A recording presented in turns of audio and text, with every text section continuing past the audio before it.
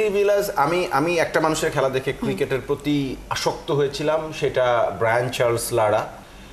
তার একটা ইনিংস আমার মানে সম্পূর্ণ মানে আমার খেলার চিন্তাকে বদলে দিয়েছিল। আমি লারার ওই ইনিংস যদি আমি না দেখতাম সাউথ আফ্রিকার বিপক্ষে, তাহলে মেবি আমি ক্রিকেটের প্রতি এত ভালোবাসা আমার থাকতো না। আমি স্পোর্টস রিপোর্টার হতাম কিনা সেটা নিয়েও সন্দেহ আছে। আর পরবর্তী সময় মডার্ন ডেজ ক্রিকেটে এবি ডিভিলিয়ার্সের খেলা দেখতাম, আর আমার কাছে মনে হতো যে একটা মানুষ কেমনে পারে, সেটা মানুষ নাকি মানুষকে ছাড়িয়ে আরও কয়েক ধাপ, মানে উনি কি হোমোসেফিয়ান্স নাকি হোমোনোভাস হয়ে গেছেন, এরকম মনে হতো আমার কাছে। মানে unbelievable cricketer, not only cricketer, মানে একজন আউট অ্যান্ড আউট অ্যাথলিট।